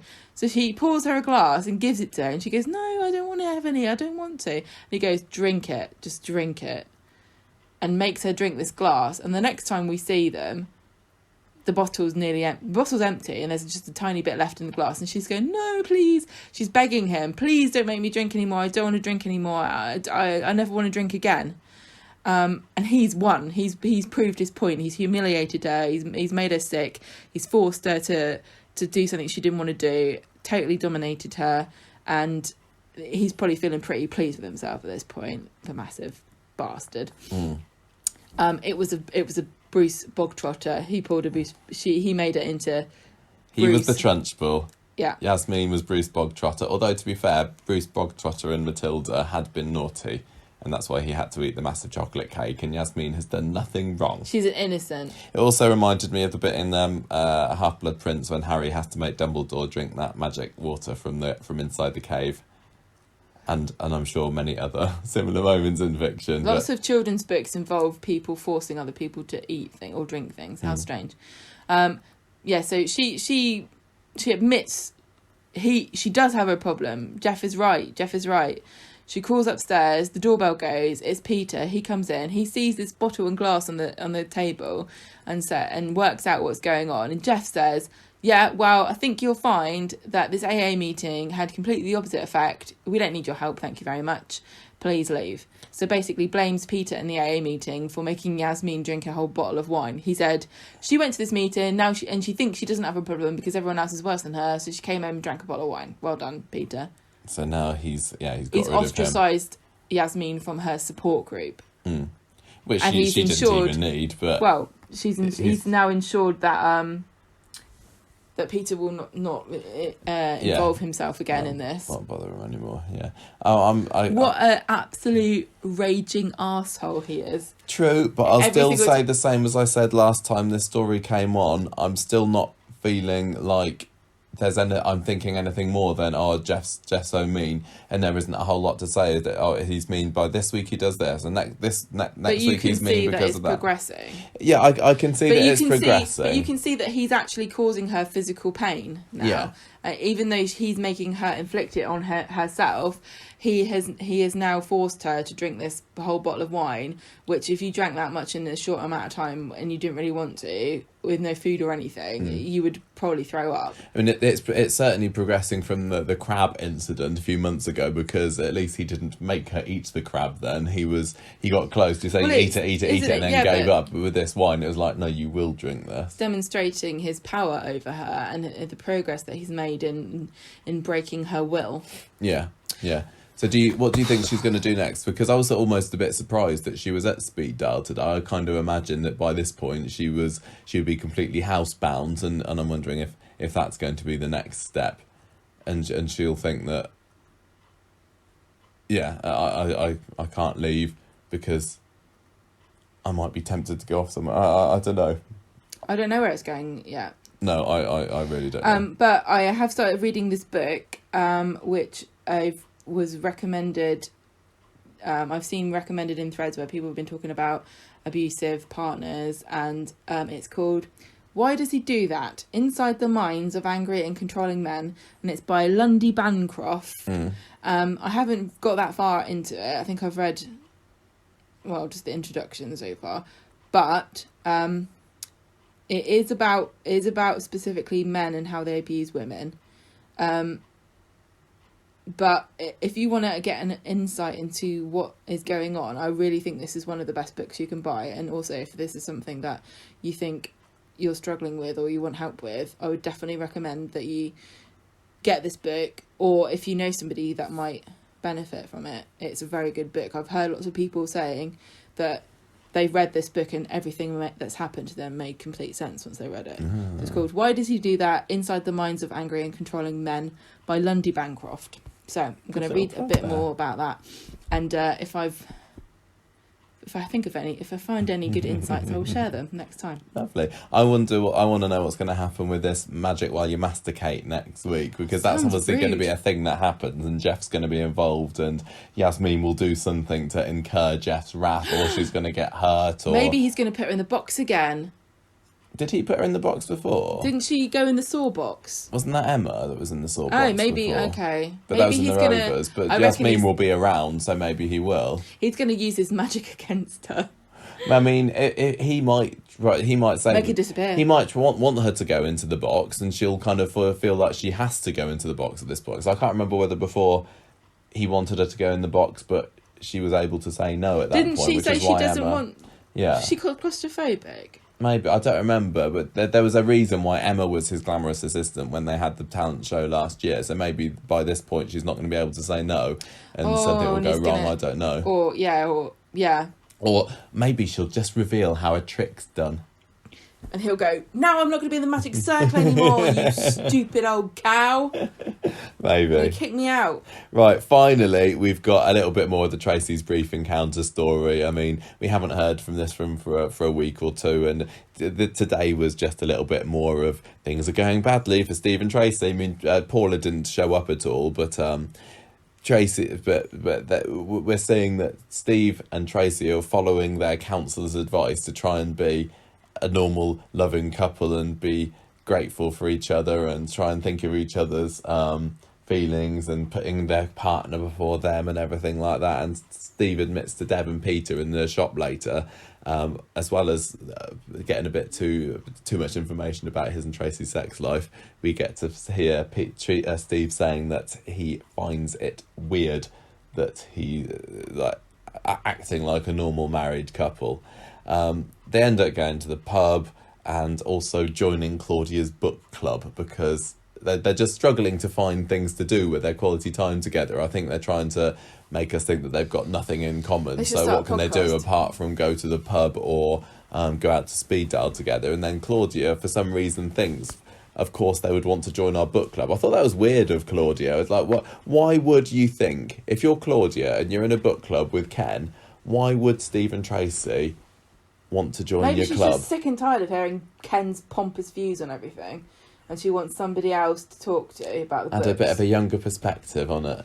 Yeah, she probably wants to ask them questions about how the internet works. But anyway, they She said, I've got the book of the great film You've Got Mail, but I can't quite understand what they're doing. What's this email thing they're talking about? They can't get out of it for some reason because they're just so polite, and so they end up spending the evening reading the book. Tracy's there with the glasses on. The Notebook. They're very cool. And was it by? What? Who by? I don't know. Oh. It's that chicklet. I don't read chicklet, man. I'm a cool girl. Steve's there watching the film version on his phone, sneakily hidden away inside the book. It's got Ryan Gosling in it. Yeah, but that was it. I mean, I don't like the idea of Steve and Tracy having marital issues. I can totally see that they're not a normal married couple and all lovey-dovey and everything, but I don't think any less. Great. I don't think any less of them about as a couple. I don't think it makes them a weaker couple just because they're not mooning at each other all the time. And sometimes they have been a little bit. Not all couples are, starry eyes and holding each other's hands on it all the time. Thinly veiled contempt is the most healthy way to. That's what's got us going. Yeah. Kept us going in the last 10 years. You keep going to spite the other person. Well, I hope that they get through these difficulties. Right. Wow. So. What a week. Oh gosh, that was, and some of it was just, it didn't appeal to me. As we said earlier, all the baby stuff is just completely not what I want to watch in Coronation Street. The miscarriage stuff, nothing or very little that tried to elicit any emotion from me really worked. Whether they were trying to be funny, I didn't find it very funny. If they were trying to be tragic, I didn't feel sorry for them. I really don't like it when they have storylines like miscarriages or something, and I find it difficult to relate to it, or I don't find it very compelling, because I know how tragic and I think it was just awful this is, and how much it happens to people, and it makes me feel like I'm inhuman. it just felt like this wasn't a story about Maria having a miscarriage No, it in the wasn't. same way that Michelle's was. It Yeah, was a true. tiny bit of the Gary's a loan shark story, Yeah, that's and true. and let's have Maria get pregnant for a bit, and now we don't really want her to have a baby, so let's get rid of it. But it's meant that their relationship has been cemented. Babies are trump cards in Coronation Street to sort of like make the situation seem more serious than it actually is, and Yeah. very disposable trump cards, unfortunately, because like we worked out when we did our middle section about Birth and births, pregnancies. it's like or whatever. 50% like a chance of you Mm. miscarrying, and I wouldn't be surprised if it gone up since we Oh, yeah, worked that totally. figure out. Totally. Right, so That's in Coronation Street, by Do- the way, if anyone suddenly shocked. do you have you got any ideas for what score you want to give it this week? Because I've got a number in my head that I'm Oh, kind go of. on, I want you to say yours, because then I can decide if I think you're being harsh. And I really don't think that I can give this any more than 2 floppy Berties out of 5 this week. Yeah, I I think- really today's was like I didn't finish watching today's thinking, oh, that was another god awful episode, but equally I didn't think, phew, that saved the week. It was just okay. This week just was just not up my street. It's not what I wanted, and because I went into this week thinking it was going to be an amazing National Television Awards week, it's just made it even worse for me. So yeah, two floppy Berties out of 5 for me. I'm going to give it 2.5, because I think that's just like an averagely bad set of episodes. 2.5 what? 2.5 degingered Chesneys. Of course, out of 5. Yeah. Character of the week. Blimey. Very I haven't difficult to actually say. thought about who I I'm want to going to go just pick for Charlie here. because I thought I you would. liked her, think she was fun. She wasn't in a story that I hated, which is very good. A hard thing to pull off this week. I'm just trying to run through the main characters of all the stories, and it's like, although I like this character, some of the things that we're doing this week, I'm like saying no, because I like Daniel, but I was like, no, Daniel, don't do that.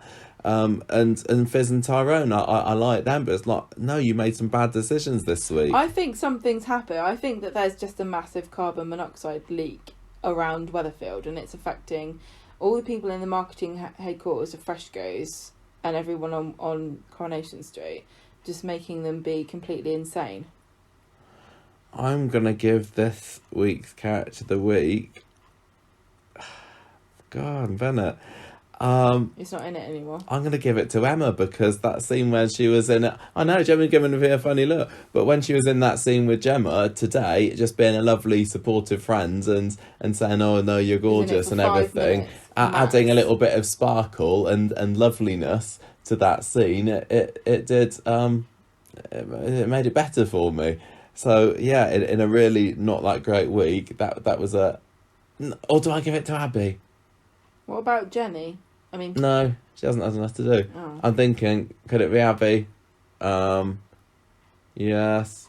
No. Hurry up, because we've Abby. got... Abby is my character of the week, because she was in it slightly more than Emma was. And Abby didn't disappoint me at all, and she didn't make any bad decisions as You far could as never I let us think down, of this Abby. week.